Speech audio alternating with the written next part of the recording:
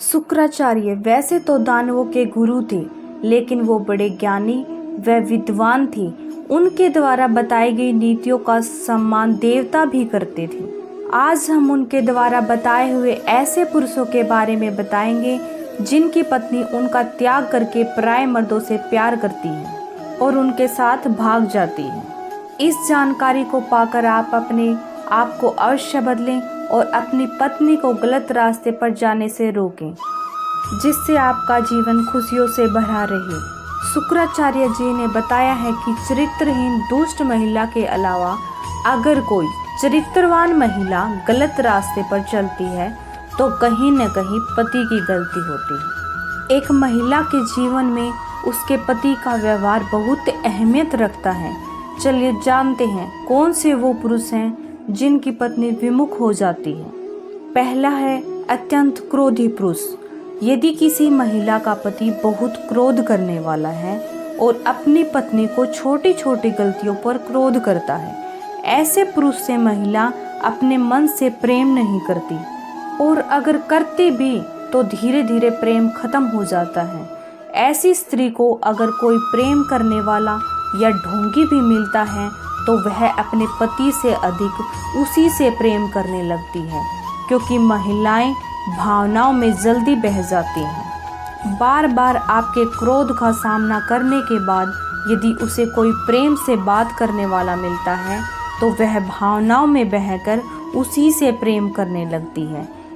इस प्रकार एक पति को छोटी छोटी बातों पर गुस्सा नहीं करना चाहिए और एक पत्नी को भी यह बात समझनी चाहिए कि गैर मर्द का प्यार उसके जीवन को नरक बना देता है। दूसरा है नपुंसक पुरुष। जो पुरुष नपुंसक की तरह बर्ताव करता हो, अर्थात अपनी पत्नी की काम इच्छा को संतुष्ट करने में असमर्थ हो, तो पत्नी ऐसे पति से विरक्त हो जाती है। पत्नी को हमेशा अपनी बनाकर रखने के लिए पति को इस बात पर विशेष ध्यान रखना चाहिए और पत्नी को भरपूर प्यार देना चाहिए।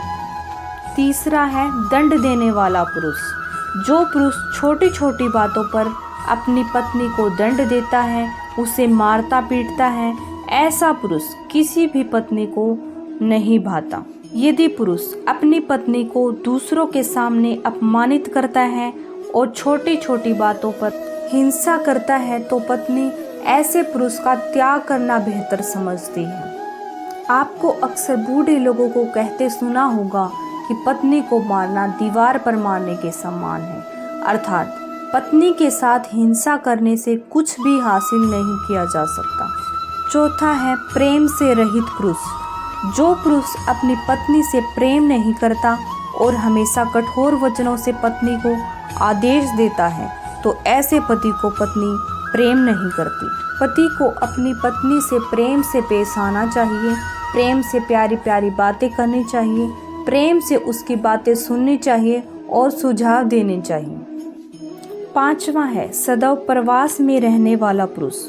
जिस पुरुष को पत्नी के साथ रहने से ज़्यादा मज़ा प्रवास में रहने में और पत्नी से दूर रहने में आने लगे, और जो पुरुष पत्नी के साथ बहुत कम रहता हो, अर्थात पत्नी से बचकर प्रवास में रहता हो और पत्नी को समय न देता हो, ऐसे पुरुष की पत्नी भी अपने पति से विमुख हो जाती है और गैर मर्दों से प्यार कर बैठती है और परिवार की गरिमा को ठेस पहुंचाती है। इसलिए पुरुष को चाहिए कि वह अपनी पत्नी से ज़्यादा समय के लिए दूर न रहें और अपनी पत्नी के साथ समय बिताएं।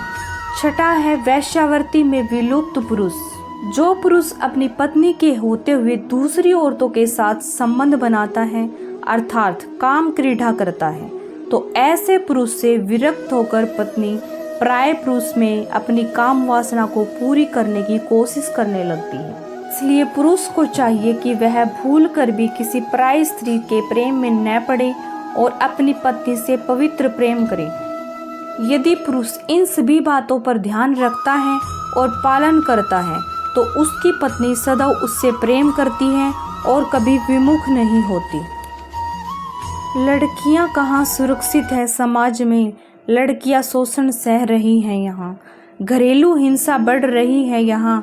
कैसी है यह समाज की व्यवस्था, कोई तो समझे लड़कियों की अवस्था।